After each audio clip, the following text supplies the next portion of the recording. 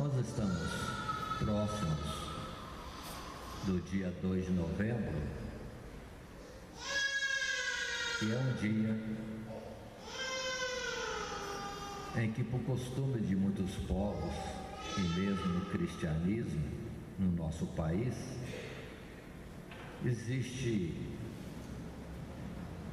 o costume de se visitar os mortos nos seus sepulcros, ou seria mais adequado dizer, visitar o jazigo onde estão os restos mortais de alguma pessoa conhecida.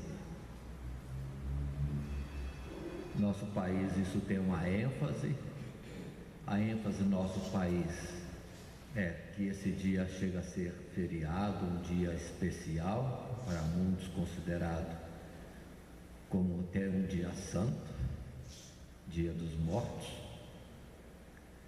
E daí o costume desta visita aos cemitérios. Outros países também têm costumes em torno disto.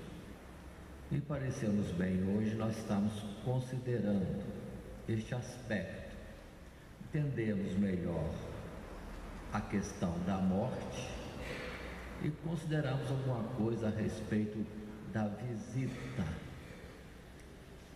aos cemitérios, este cuidado de alguns, ou mesmo costume de ir até os sepulcros de pessoas conhecidas. Vamos abrir a palavra, iniciando, por exemplo, em Eclesiastes, capítulo 8, verso 8 e o verso 10. Salomão observou isso também e fez algumas considerações. Nesse capítulo 8 de Eclesiastes, nós temos, verso 8 e 10, essas duas colocações. Primeiro, o verso 8, quando diz a respeito da morte: nenhum homem há que tenha domínio sobre o espírito para reter o espírito, nem tem poder sobre o dia da morte, nem há armas nessa peleja, nem tampouco a impiedade livrará aos ímpios. E depois, no verso 10, diz ainda Salomão: assim também vi os ímpios sepultados, e eis que havia quem fosse à sua sepultura, e os que fizeram bem e saíam do lugar santo foram esquecidos na cidade. Também isso é vaidade. Podemos repetir outra vez? Verso 8: nenhum homem há que tenha domínio sobre o espírito para reter o espírito, nem tem poder sobre o dia da morte, nem há armas nessa peleja, nem tampouco a impiedade livrará aos ímpios. Assim, diz Salomão ainda, também vi os ímpios sepultados, e eis que havia quem fosse à sua sepultura, e os que fizeram bem e saíam do lugar santo foram esquecidos na cidade. Também isso é vaidade. Muito bem, aqui está esta palavra inicial. Observemos que, procurando nas Escrituras a respeito do costume de visitar o túmulo de alguém, isso não é muito comum, não é muito citado. Nós vemos, sim, um grande sentimento, uma grande comoção expresso nas Sagradas Escrituras quando alguém era recolhido, e isso em particular dos amados. Nós temos poucas histórias dando detalhes, mas percebemos um cuidado dos entes queridos, até mesmo o cuidado de Deus com respeito aos que morrem. Vamos falar primeiramente sobre esse aspecto de visita, ou o choro dos mortos, ou pelos mortos, melhor dizendo. Nós temos o caso de Abraão, iniciando não ele morto, mas Lia ou Leia, conforme a versão, que sendo o momento de sepultá-la, Abraão vai até os moradores daquela região de Canaã e pede, quer comprar a gruta de Maquipela para ali depositar o corpo de Leia. Chorou naturalmente, mas não há citação de que Abraão periodicamente ia até ao sepulcro. Isso não consta, não consta. Mas ele teve um cuidado de ter um lugar bom, adequado para sepultar a sua esposa Leia. E depois ele mesmo é conduzido à sepultura no mesmo lugar, na mesma gruta, em Maquipela. Passam-se os anos e nós vemos depois a citação de que também Isaac é sepultado. E estão presentes Esaú e Jacó nessa despedida de Isaac. E vemos depois Jacó já na terra do Egito e dando recompensa que seja sepultado também em Maquipela, lá em Canaã, nessa mesma gruta, onde ele cita estarem já sepultados outros entes queridos mais, Abraão, Isaac e as suas esposas, e ele, Jacó, fazia questão de que ali fosse sepultado. Muito bem. Quanto a Jacó, observamos que, por estar já no Egito, houve um grande cortejo, houve muitas preparações e cuidados com o corpo de Jacó, porque esse também foi embalsamado. Lembre-se que José era governador do Egito. Na morte de seu pai, ele deu providências que seu pai fosse embalsamado. E depois um grande cortejo parte do Egito, e isso, observe que os dias estão passando, muitos dias, alcançou 30 dias, e em cortejo Jacó é conduzido a Canaã para ali ser sepultado. E não se fala mais de que alguém tenha voltado para visitar Abraão, Isaac, Jacó ou suas esposas que ali estavam também. Temos José, que partindo dessa existência, ou sabendo proximidade disto, conforme diz o verso 8, nessa peleja não há armas, ninguém pode dizer que não vai, que vai mesmo, mas José orienta que quer ser sepultado em Canaã, porque Deus certamente visitaria o povo e levaria o povo para lá. E ele dá ordens que não quer que seus ossos permaneçam ali no Egito. E vemos que o povo de Israel, já com Moisés, é conduzido, ou conduzem, os restos mortais de José para sepultá-lo também em Canaã. Aí já é no território, vamos dizer assim, na herança que coube às tribos que descenderam de José, Efraim mais propriamente, e o outro é filho de José, Manassés. E essas coisas continuam em todo o tempo, mas não vemos falar de visitação, vemos de pranto, de choro, e o cuidado de reservar o lugar dos restos mortais. Assim, passando pelas páginas da Bíblia, chegamos ao momento em que Deus mesmo prepara prepara para Moisés uma sepultura. Muitos têm dúvidas se Moisés foi para o céu ou não foi. Por favor, Moisés foi sepultado. Moisés foi sepultado. Ninguém sabe o local da sua sepultura. E houve um cuidado da parte de Deus de ocultar o corpo de Moisés, o lugar da sua sepultura. Penso eu, observo isso e argumento com os irmãos a respeito do particular, que poderia virar uma idolatria. Vemos que Satanás quis atuar nesse momento. Mais adiante, no Novo Testamento, que vemos a situação sendo expressa por Judas na sua carta curta, mas dizendo que houve contenda de Miguel com Satanás. E o assunto era o quê? O corpo de Moisés.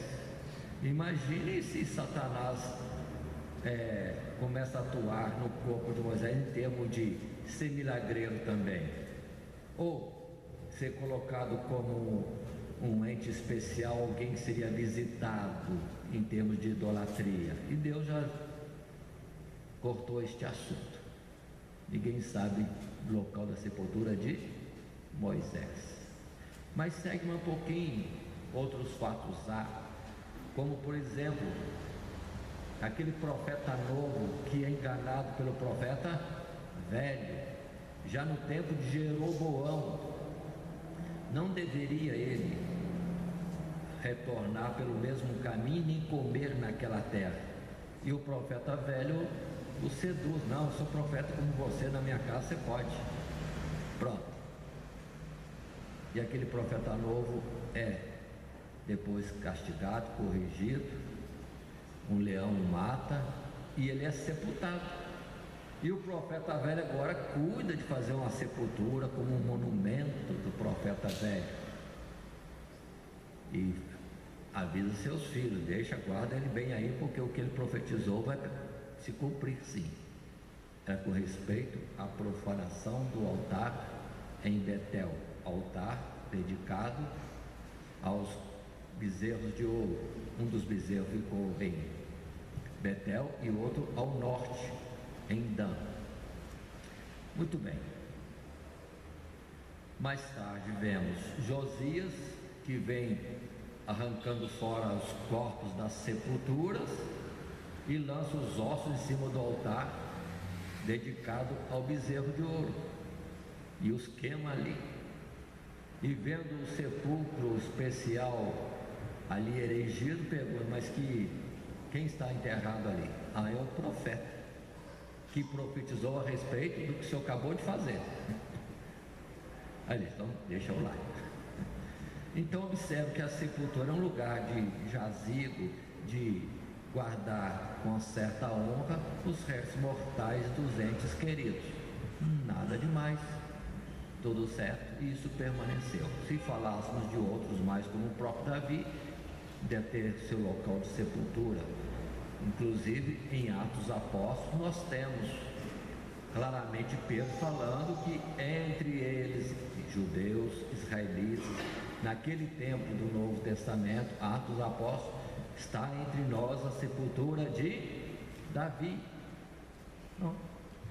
Guardo até hoje. E se alguém quer saber, muitos desses lugares sagrados, como de Davi, de José e de Abraão, sagrados disse eu, mas usando a palavra deles, são lugares de fato especiais que são até hoje guardados pelos judeus. E o interessante é que até os muçulmanos também procuram guardar esses lugares, porque tem Abraão, Isaac e Jacó como pessoas especiais, na verdade, parentes, né? Abraão sendo o pai de todos eles. Aí está essa normalidade que vemos correndo pelo tempo. Chegamos, por exemplo, agora a João capítulo 11, onde nós temos um fato quase que de visitação. Em João 11, refere-se à morte e sepultura de Lázaro. irmão de Marta e Maria. Jesus, avisado da enfermidade de Lázaro, demora-se, este falece, é sepultado, e Jesus chega ao 4º dia já do seu sepultamento. Jesus chega, Marta fica sabendo, corre ao seu encontro, mais um pouco passa e Marta vai buscar Maria. E essa palavra em João 11, no verso 28, temos esse dito. Dito isso, partiu e chamou em segredo a Maria, sua irmã, dizendo: o mestre está aqui, chama-te. Ela, ouvindo isso, levantou-se logo e foi ter com ele, ter com Jesus. Verso 30. Ainda Jesus não tinha chegado à aldeia, mas estava no lugar onde Marta o encontrara. Verso 31, agora o destaque que quero dar. Vendo, pois, os judeus que estavam com ela em casa e a consolavam, que Maria apressadamente se levantara e saíra, seguiram-na, dizendo: vai ao sepulcro para chorar ali. Então observe, os judeus, vendo Maria sair rapidamente, entenderam eles que ela iria onde? Ao cemitério, ao local da sepultura de Lázaro, seu irmão, para chorar ali. Estava fresco ainda, vamos dizer assim, na memória, ou estava fresco na memória de Maria, as lembranças de seu irmão. Entendeu? Vai chorar no sepulcro. Mas na verdade foi ter com Jesus. Esse é um fato de alguém se entender que vai ao sepulcro para chorar. E continua a palavra dizendo mais à frente, verso 33, Jesus, pois, quando a viu chorar, viu Maria chorar, e também chorando os judeus que com ela vinham, moveu-se muito em espírito e perturbou-se, e disse: onde o pusestes? Disseram-lhe: Senhor, vem e vê. E Jesus chorou. Então também Jesus foi ao sepulcro. E chegando no sepulcro, Jesus chorou. Muito bem.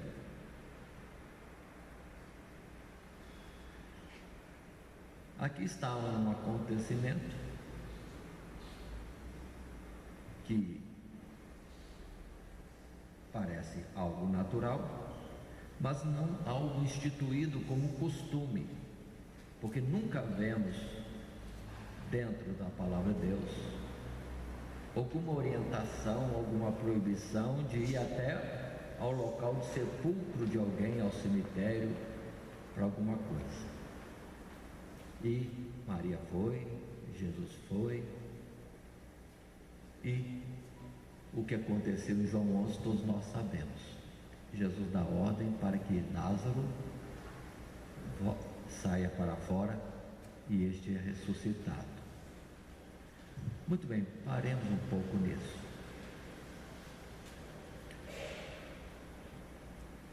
Precisamos diferenciar o ir prestar honra a um que foi sepultado do fato de ir para conversar com o morto. Precisamos diferenciar o recordar como uma honra ou lembrança do falar com o morto, repito, ou levar ao morto algumas oferendas. São diferentes essas coisas. O aspecto de visitar, honrar, lamentar, recordar, é algo que pode ser natural.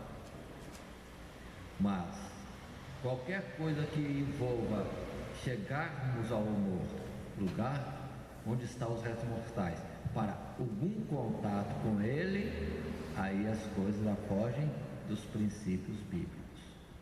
Aí já entra, aqui está bem claro na palavra de Deus em Deuteronômio, em Isaías, capítulo 8, quando se diz a respeito dos mortos: não invocar os mortos.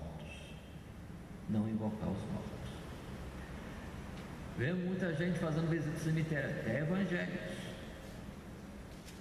Mas vamos colocar limite nisso. E o limite é, se vai lá para lembrar, cuidar do lugar do sepulcro do ente querido, como honra aquele que já partiu, zelo é uma coisa. Mas se vai lá levar oferendas, aí está entrando no outro aspecto, já está como que chamando, invocando o morto. Aí já não é certo, a não ser que você seja cliente de Jesus, chamá-lo para vir a vida. Mas se você não pode fazer isso, é melhor não falar nada com o morto, nem levar nenhum presente para ele.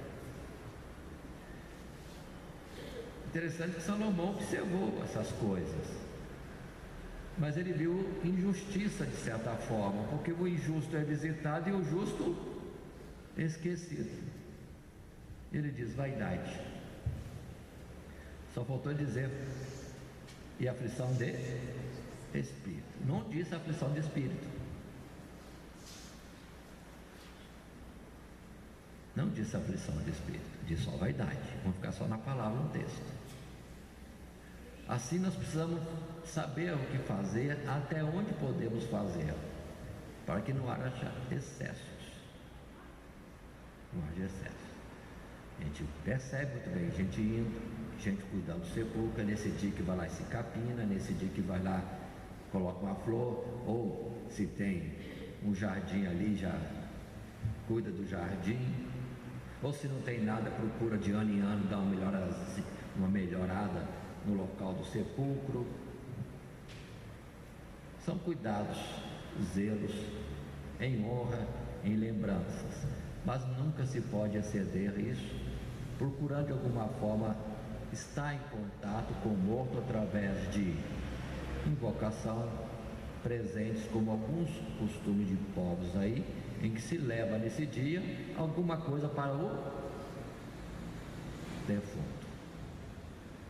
Levam flores, é para quem? É para o defunto? Não precisa levar para ele.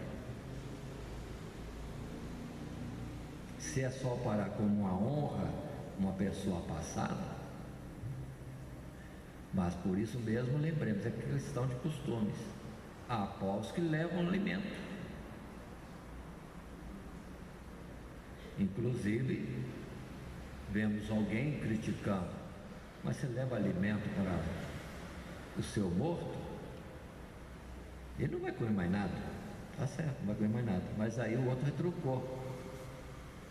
E você, por que leva as flores? Ele não vai ver nem vai cheirar. Mas vamos colocar aqui o que é importante: cuidado para não exceder, visitar, chorar, lembrar, lamentar, ter cuidado do jazigo como honra a pessoa, é um caso. Tanto assim, lembremos que Jesus foi honrado na sua morte, no seu sepultamento, e vemos esse costume e o cuidado de Deus para com este fato e para o corpo de Jesus, que já estava profetizado e acontece, Jesus ser sepultado em lugar de rico, em sepultura nova. Isso já foi falado antes. E vemos que as mulheres estavam preocupadas de ungir o corpo de Jesus, queriam ter acesso ao corpo de Jesus para deixar especiarias, ungüentos, perfumes. Então são alguns zelos, cuidados, não como quem quer chamar o morto, invocar o morto, mas um aspecto de honra.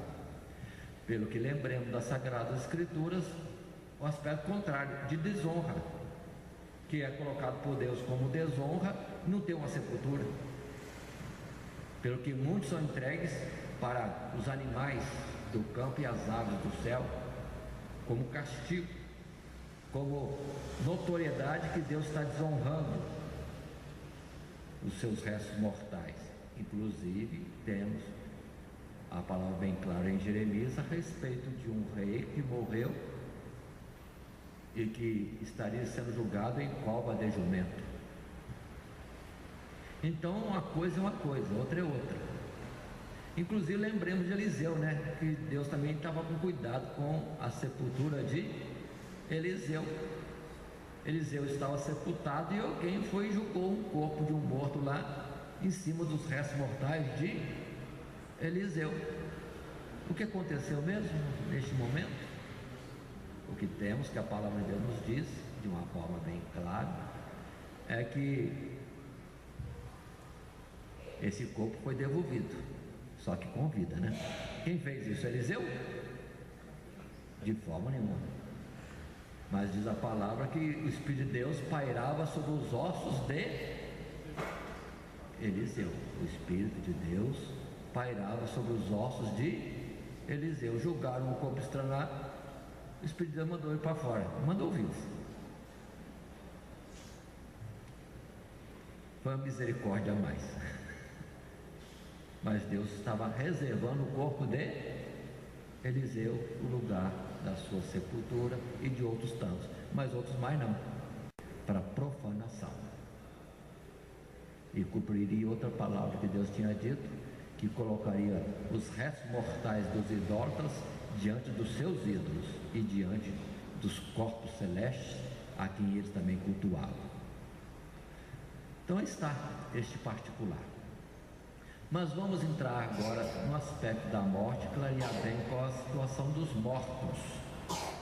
Lembremos da palavra que está em Gênesis capítulo 3, verso 19. Declaração primeira sobre a morte. É Deus falando com Adão na sentença que ele teve por ter desobedecido e comido o fruto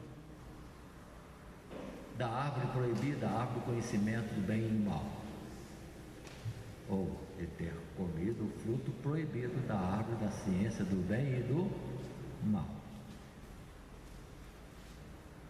Gênesis 3,19. Qual é a palavra tão clara, fácil de entendermos que ali está escrita? Quando Deus falou: no suor do teu rosto comerás o teu pão, até que te tornes à terra, porque dela foste tomado, porquanto és pó, e em pó te tornarás. E a partir daí está a situação de morte no mundo. Se Satanás enganou a Eva dizendo que certamente não morreria, esta mentira dada a Eva foi que a moveu a comer o fruto, entendendo, aceitando a ideia de que poderia comer e ser igual a Deus, não morreria, conheceria o bem e o mal. Mas a sentença é clara. E em Romanos capítulo 5, verso 12, quando diz: por um homem entrou o pecado no mundo, e pelo pecado a morte. Assim a morte passou a todos os homens. Ponto. Paremos aqui. No sentido de que a herança natural de Adão para a sua descendência é a morte. Tanto que o aspecto de castigo, consequência do comer do fruto proibido, Deus tinha dito: certamente morrerás. Adão comeu e parece que não aconteceu nada. Entendamos, no aspecto físico, naquele momento, mas na verdade ele já foi cortado de Deus. Teve uma morte mais complicada, né? Foi no sentido espiritual. Tanto assim que agora o homem Adão, cortado de Deus, capítulo 4, vai gerar filhos. E se lemos no capítulo 5, esses filhos já não são ditos que são gerados por Deus, como Adão teve esse privilégio. E diz que eles eram a imagem e semelhança de Adão. Ou seja, o Adão que já estava no capítulo 3:19, destinado à morte, a voltar ao pó porque era pó, ele gera filhos na mesma situação. Que é qual situação? De serem do pó, e que a sentença era: voltarão ao pó. Aqui muitos confundem e colocam a ideia de que todos morrem por causa do pecado. Não, todos nascem, na verdade, destinados à morte, porque já nasceram de um morto. A descendência de Adão. Um mortal só pode gerar o quê? Um mortal. Por isso, no capítulo 5 de Romanos, verso 12, eu parei ali e disse ponto, para agora destacar, porque o versículo termina: por isso todos pecaram. Então a consequência de pecar é última. Mas por que se peca? Porque a nossa natureza não é divina, a nossa natureza é carnal. E no capítulo 8 de Romanos se fala bem claro: os que andam segundo a carne estão em inimizade contra Deus, porque é impossível a carne andar ou operar a justiça de Deus. Ou seja, o homem natural, inocentemente, na hora de escolher o certo ou o errado, ele vai escolher o errado. Ele é tendencioso pela sua natureza corruptível, falha, fraca, mortal. E nesse particular, aí sim é tendencioso a pecar. Não morre porque pecou. Nasceu morto, a tendência é pecar. Nasceu sem a unção de Deus, sem o Espírito de Deus, só na vida carnal, não resiste, não opera a justiça de Deus. Mas continuemos. Nós temos, em consequência desse fato mesmo, a lembrança de Eclesiastes 12, que Salomão abre mais: tu és pó e ao pó has de tornar. Palavra claríssima. Quando depois em Eclesiastes 12, Salomão explica com mais detalhes, dizendo, verso 1: lembra do teu Criador nos dias da tua mocidade, antes que venham os maus dias, chegam os anos que venhas a dizer, não tenho neles contentamento. Aí Salomão, poeticamente, figuradamente, começa a falar: antes que escureça o sol e a luz e a lua e as estrelas, e torne a vir as nuvens depois da chuva. Ele está falando da vida do homem escurecendo-se, apagando-se, a velhice chegando, e ele já no caminho da sua morada, a sepultura. Verso 3: no dia em que tremerem os guardas da casa, e se curvarem os homens fortes, e cessarem os moedores, dentes, por já serem poucos, escurecerem os que olham pelas janelas, os olhos, ou seja, a estrutura, as pernas, os braços vão decaindo.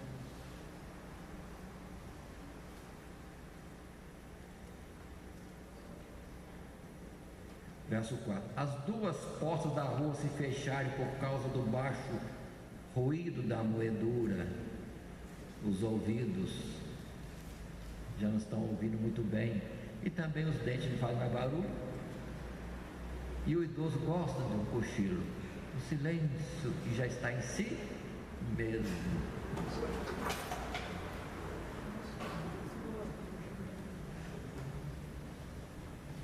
Leia o verso 4 novamente: e as duas portas da rua se fecharem por causa do baixo ruído da moedura, e se levantar a voz das aves, e todas as vozes do campo se baixarem, como também quando temerem o que há ou que está no alto, e houver espantos no caminho, e florescer a amendoeira, e o gafanhoto for um peso, e perecer o apetite, porque o homem se vai à sua eterna casa, e os pranteadores andarão rodeando pela praça.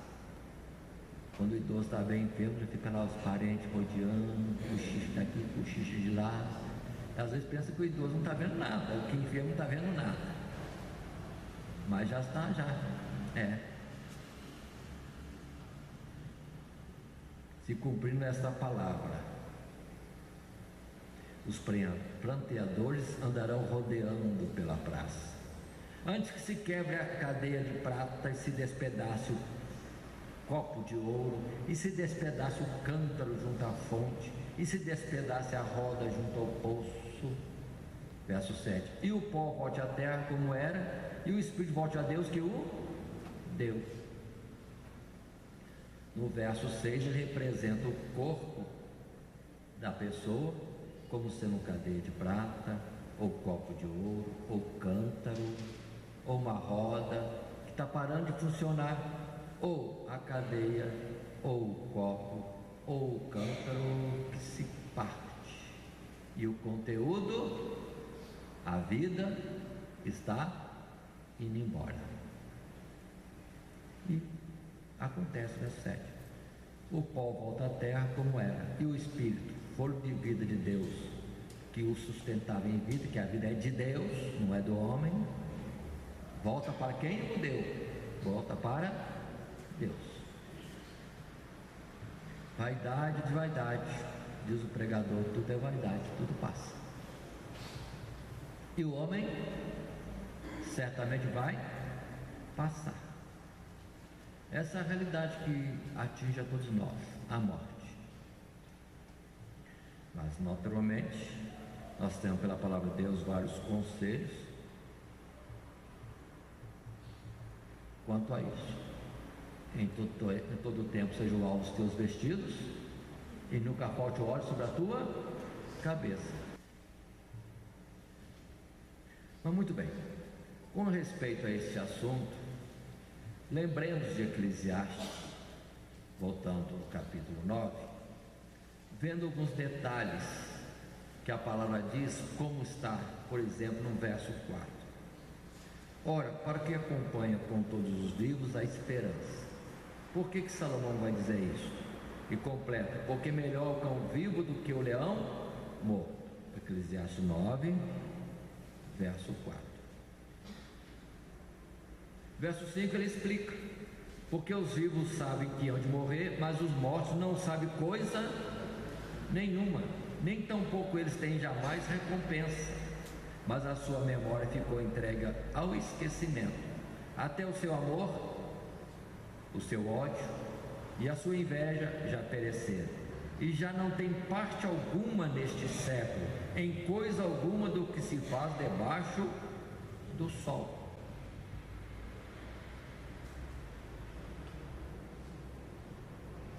E o verso 10 do capítulo 9 de Eclesiastes, Salomão aconselha: tudo quanto te vier à mão para fazer, faze-o conforme as tuas forças, porque na sepultura para onde tu vais, não há obra, nem indústria, nem ciência, nem sabedoria alguma. Nem sabedoria alguma. Aí está a morte e a situação do morto. O homem é pó, volta ao pó. A vida que tinha é retirada, porque Deus leva consigo. Agora cuidado, muitos pensam que leva o espírito do homem. Não leva o espírito do homem, não é esse o sentido. O sentido que Deus leva é aquilo que é dele. Aquilo que Deus soprou em Adão, o fôlego de vida que o mantém, que o deu vida, o manteve em vida tanto tempo da sua longa existência e que fez com que ele gerasse outros mais, Deus está recolhendo. É o Espírito que volta para aquele que o deu. Quem deu? Deus. Volta para Deus. Aí vamos lembrar de Gênesis capítulo 2. Que era mesmo Adão? Pó. Daqui a pouco um boneco de barro.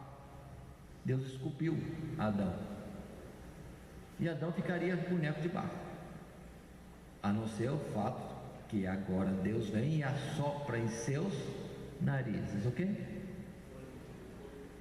O fôlego de vida. As narinas de Adão recebendo o sopro de Deus, tudo aquilo que era barro se transformou em células vivas de um corpo vivo. Ele se levanta, passa a ouvir, enxergar, considerar, pensar, analisar e segue o Adão e nós em consequência. Mas o Adão que estou falando somos nós. Quando Deus retira o fôlego de vida, acabou. Não há vitamina, não há nenhum energético que consiga nos manter em vida. Deus retira e retirou. Os médicos, a medicina diz que tem um ressuscitador lá no lugarzinho lá do pronto-socorro. Lá não, lá é o apelo do homem querendo fazer o coração voltar a bater, o pulmão outra vez funcionar, enquanto de fato o fôlego de vida de Deus ainda não se retira. E Deus pode concordar em ficar mais um pouquinho, mas Deus definir, determinar que não, é não mesmo. Aí lembremos de Eclesiastes 8, verso 8, quando Salomão disse: não há armas nesta luta, ou Deus deixa viver, ou Deus leva. E os homens muitas vezes se acham, conseguimos segurá-lo conosco. Não conseguimos nada, Deus não levou ainda. Porque querendo Deus, alguém impedirá? Um aparelhinho que bombeia, um choque elétrico, e se Deus quiser levar, leva. Muito bem. Então observe que o morto foi, vai e vai mesmo, apaga-se. Então não vê mais nada, não ouve mais nada, não percebe mais nada, não faz mais nada nem de bom nem de mal. O que sobrou do morto? Pó.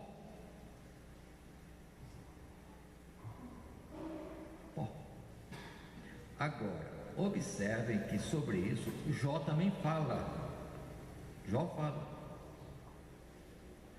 Lá no capítulo 7 de Jó, ele orando a Deus, na consideração do capítulo 7,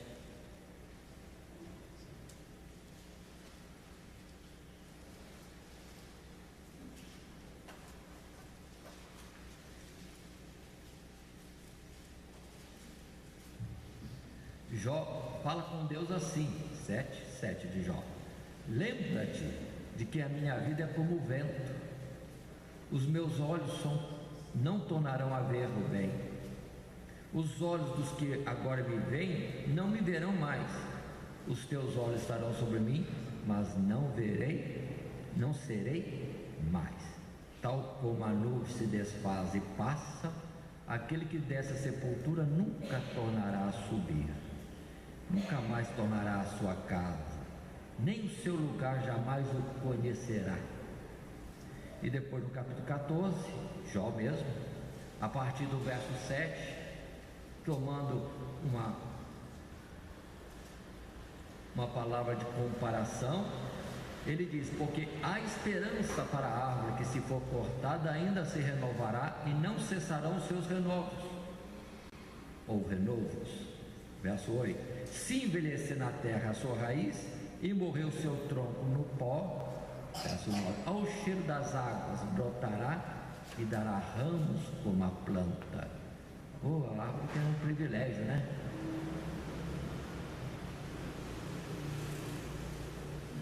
Mas aí entra Jó no verso 10 dizendo: mas morto o homem e é consumido, sim, rendendo o homem o espírito, então onde está?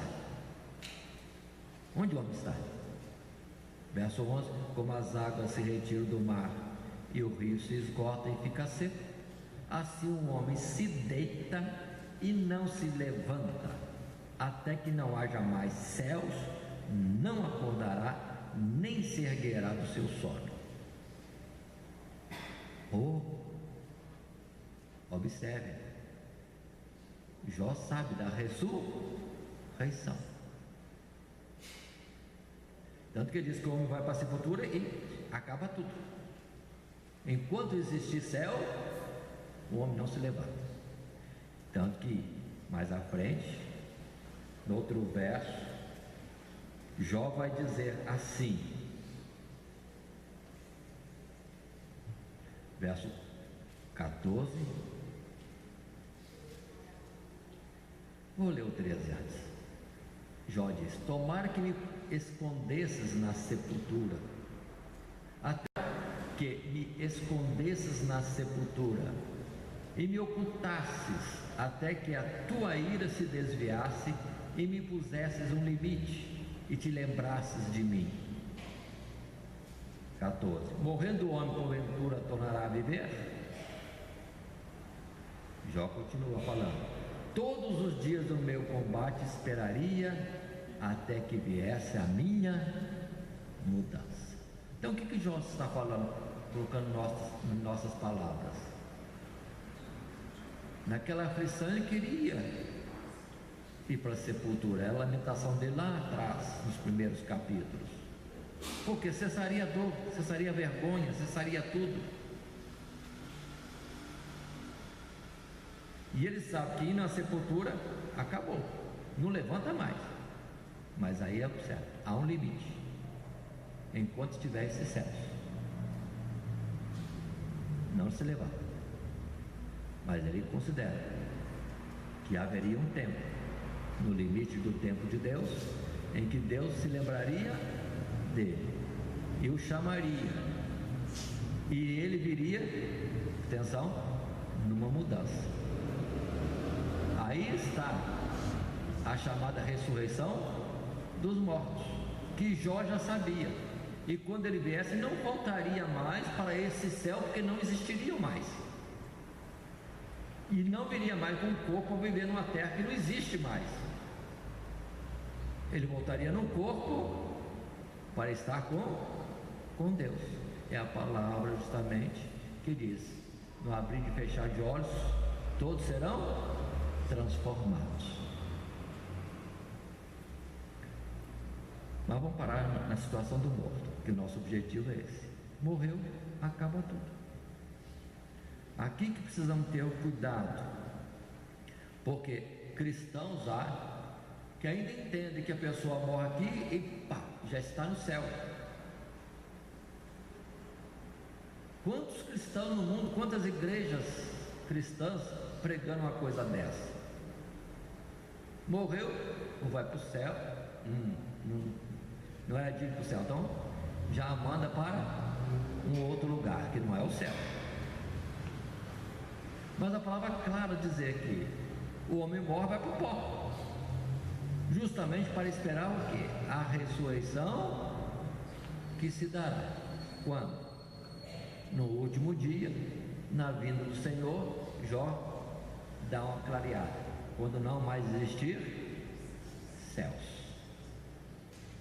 Porque com o fim do mundo, na vinda de Jesus, haverá um grande estrondo, Pedro diz, e tudo que há se consumirá. E a palavra de Hebreus e outras palavras mais: tudo que existe será enrolado como um pano velho que para mais nada serve. Se alguém está querendo o planeta Terra para morar, desiste, não vai servir para mais nada. Pedro diz: tudo se queimará. Mas Pedro coloca: mas nós aguardamos novos céus e nova terra. Não é que Deus vai fazer tudo de novo, não. É que Jesus disse: na casa de meu pai há muitas moradas, e ele iria e voltaria e nos levaria. E quantos pregando que ele vem e vai ficar um bom tempo aqui? Pronto, não é isso. Ele vem nas nuvens do céu. Aí dar-se-á a ressurreição, e quem for digno subirá para a glória celestial. Por isso que em João capítulo 3, verso 13, Jesus falando a Nicodemos, a palavra é clara quando diz: ora, ninguém subiu ao céu, senão o que desceu do céu, o Filho do Homem, que está no céu. Jesus, com a divindade de Deus, ao mesmo tempo estava aqui, estava onde? No céu. Mas ele diz categoricamente: ninguém subiu ao céu. Então é bonzinho, foi para o céu? Não, se foi bonzinho mesmo, vai para o céu, mas ainda não foi, colocando no nosso tempo. Um pouquinho ainda há céus, Jesus não voltou, ainda não houve a ressurreição dos mortos, então o morto ainda continua morto.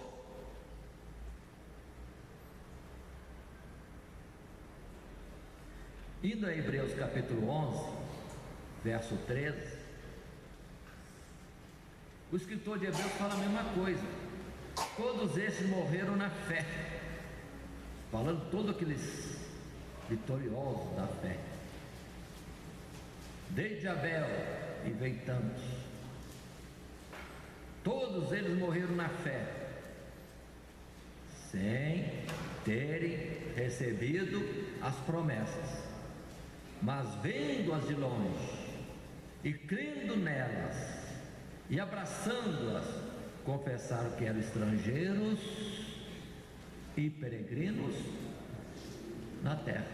Por isso que Abraão não teve nada neste mundo, porque guardava a pátria celestial. Mas aqui diz que ele não foi. Jesus diz que ninguém subiu ao céu. Então onde está Abraão? Lá em Macpela. Vai lá que a gente vai achar lá os restos mortais dele lá ainda. O que ele está fazendo lá? Esperando a ressurreição. Mas não está cansado? Milênios já passaram? Mas o morto sabe quanto tempo está passando? Se cansa de ficar no pó? Para nós é uma coisa extraordinária. Para Deus é o poder dele. Mas os justos são chamados na sua situação de mortos, não como mortos, mas como aqueles que dormem, pela certeza que Deus garante que eles vão ter a vida de volta. Mas Hebreus 11, ainda no verso 39, o escritor insiste, quando no verso 39 retorna ao assunto dizendo: e todos estes, tendo tido testemunho pela fé, não alcançaram a promessa. Não alcançaram a promessa. Agora vamos ler juntos o verso 40? Podemos ler juntos? Leia. Provendo Deus alguma coisa melhor a nosso respeito, para que eles, sem nós, não fossem aperfeiçoados.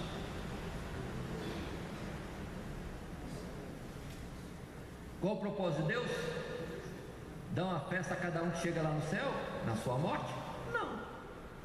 Pode haver festa no céu, porque morreu guardando a fé, mas continua na sepultura, esperando a ressurreição que se dará no último dia. Por isso, o escritor de Hebreus diz bem claro. Se Jesus em João 3,13 diz: ninguém subiu ao céu, em 11,13 coincidentemente fala que todos morreram na fé, mas não receberam a promessa. Verso 19 volta a afirmar: não alcançaram a promessa. Verso 40 explica, porque Deus tem um plano melhor a nosso respeito. Qual o plano melhor? De que eles sem nós não sejam aperfeiçoados. Mas quando haverá o aperfeiçoamento deles e o nosso? No abrir e fechar de olhos ante a vinda do Senhor. Aí é Tessalonicenses capítulo 4, na sua primeira carta. Não vamos nos entristecer com os demais que não têm esperança, porque quanto aos mortos, se Deus ressuscitou a Jesus, também os ressuscitará. Aqueles que morrem em Cristo Jesus. Mas cuidado, cuidado. Primeiro os mortos vão de ressuscitar. Depois nós, os que estivermos vivos, subiremos com eles juntamente, a encontrar o Senhor nos ares. Aí Coríntios 15 coloca: quanto tempo de intervalo entre os mortos ressuscitar e nós sermos com eles elevados ao céu? É o arrebatamento da igreja. Aí é quando, em Coríntios 15, temos a palavra dizendo: eis que vos digo o mistério, nem todos dormiremos, mas todos seremos transformados. O que mais? No abrir e fechar de olhos. Os mortos ressuscitam e nós vivos seremos transformados. E os mortos vão ressuscitar de que jeito? Já transformados, os que são salvos, que morreram em Cristo Jesus, e transformados nós com eles numa fração de tempo, do abrir e fechar de olhos, seremos arrebatados a encontrar o Senhor nos ares, e assim estaremos sempre com o Senhor. Então observem bem essas colocações. E naturalmente, colocando isso mais aberto assim, muitas perguntas surgem. Mas vamos devagar. Precisamos colocar em ordem. O que Deus falou é o certo. O que nós pensamos ou temos de tradição de outros é outra coisa. Heranças de religiões antigas, das quais às vezes pertencemos ou pertencíamos antes, podem existir, mas nós temos que ter a nossa vida pautada cada vez melhor dentro da palavra de Deus. Mas nós estamos falando de, inicialmente, a visita aos mortos, concluímos, e agora estamos falando da situação do morto. Eu quero empreender nesse ponto e abrir o leque no próximo estudo, que será a sequência das perguntas que naturalmente se fazem quanto aos mortos. Assim, quero colocar ainda em Coríntios 15 sobre a morte e a ressurreição, sim, mas para mostrar que não existe alguém que morreu vivo em algum outro lugar, nem no céu e nem outro lugar que queiram as religiões dizer. Quando no verso 20 de Coríntios 15 se diz, primeira carta: mas agora Cristo ressuscitou dos mortos e foi feitas as primícias dos que dormem. Ele primeiro ressuscitou. A palavra continua: porque assim como a morte veio por um homem, também a ressurreição dos mortos veio por um homem. Porque assim como todos morrem em Adão, assim também todos serão unificados em Cristo. Mas cada um por sua ordem. Cristo, as primícias, diz o verso 23. Cristo, as primícias. Depois os que são de Cristo. Quanto? Na sua morte, na sua vida. Repito o verso 23. Mas cada um por sua ordem. Cristo, as primícias, Ele primeiro. Depois os que são de Cristo, na sua vida. Então não tem nenhum morto ressuscitado, nem no céu, nem em algum outro lugar agindo. Verso 24 complementa: depois virá o fim. Depois virá o fim, quando tiver entregado o reino a Deus, ao Pai, e quando houver aniquilado todo império, toda potestade e força, porque convém que reine até que haja posto todos os inimigos debaixo de seus pés. 26, venham comigo. Ora, o último inimigo que há de ser aniquilado é a morte. Ou seja, Jesus já venceu tudo. Primeiro o diabo, venceu o pecado e venceu a morte, primeiro nele, para estar já no céu. Agora, quanto aos outros mortos, vão ter que esperar um pouquinho. Quanto tempo? É pouco tempo até Jesus voltar. Aí, Coríntios 15, é que vamos ter aquela palavra que claramente Paulo coloca: foi tragada a morte. Onde está, ó morte, o teu aguilhão? Onde está, ó inferno, a tua vitória? Verso 57, mas graças a Deus que nos dá vitória por nosso Senhor Jesus Cristo. Agora entendamos por que Deus, na sua palavra, lá em Deuteronômio e depois Isaías, vai dizer que é proibido invocar os mortos.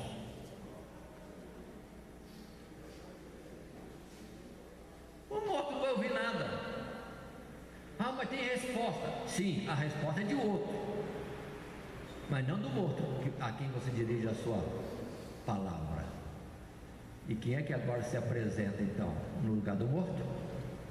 É quando Satanás engana, invoca um morto que não existe. Satanás se faz presente usando aquela invocação. Aí temos a explicação por que Saul falou com Samuel. Bom, entre aspas, Samuel, porque não era o Samuel, é alguém que tomou o lugar de Samuel. Clamou pela pitonisa, pela mãe de santo, ou sei lá quem é que fez a intermediação lá. Ela disse Samuel. Aliás, ela nem disse que é Samuel.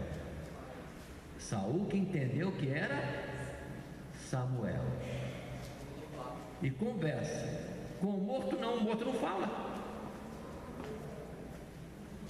Samuel sempre foi obediente a Deus. Depois de morto vai desobedecer, quando a palavra diz que Deus não falaria, e não falou com Saul nem por sonho, nem por visões, e nem por profeta.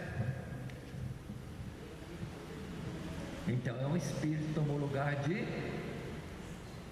como sendo Samuel, enganou Saul, que já está fora da presença de Deus, rejeitado. Por isso continua a ordem: em favor dos vivos vai invocar os mortos. Se não consultarem a Deus, nunca verão a luz. Isso que nós precisamos entender. Por causa de muitos entenderem erradamente que morreu está em algum lugar, aí pronto. Uns ficam com medo da assombração, um outro voltou. Outros ficam invocando. Outros querem conversar com ele porque estão com saudade. Outros querem que ele reencarne em outro. E outros, às vezes, foi um morto bem bonzinho, já coloca já no altar como santo. Faz uma imagem para ele, consagra um dia do ano e lá faz festa para o morto. E as suas orações e tudo mais. Tudo errado. Se é ímpio ou se é justo, morreu, está no pó. E não houve coisa alguma. Se alguém responde, não é um morto, nem é Deus, é o diabo que engana. Nisso está o erro dos espiritualistas, vamos dizer assim, que acham que os mortos podem voltar. E nisso está o erro de muitos cristãos que acham que fulano é santo, então invoca o nome dele.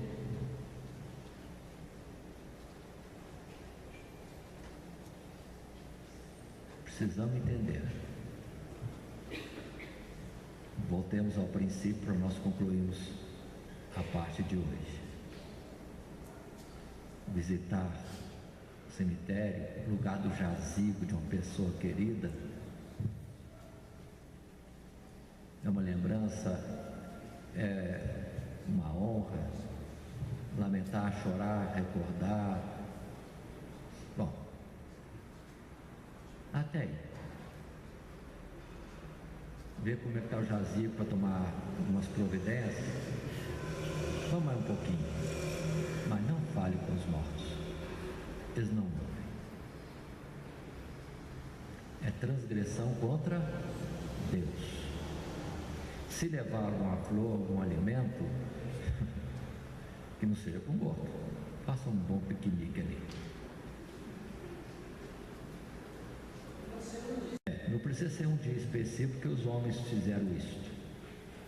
Faz algum tempo que lhe veio a saudade, quer lembrar, quer considerar, porque quanto à lembrança é importante, porque a palavra mesmo diz: lembrar dos vossos pastores cuja fé nós devemos imitar. Mas nem precisa ir lá no cemitério, pode lembrar aqui mesmo, longe. E lembra dos ímpios também, que fizeram acontecer, mas passaram. E quanto ao morto, não volta. Não volta. Nenhum morto volta. Nem para trazer a notícia de lá, nem para requerer uma providência na terra, nem para te dar uma orientação, nem para matar a sua saudade, nem para assustar. E nem pode ir ao céu para interceder a seu favor, nem descer ao inferno, no lugar dos diabos, e lá tramar alguma coisa contra a sua vida. O morto está morto, o seu ódio, o seu amor passaram, não tem mais ciência nem indústria. Entregue o esquecimento até que venha o juízo daquele grande dia. Que Deus nos abençoe em Cristo Jesus. Amém.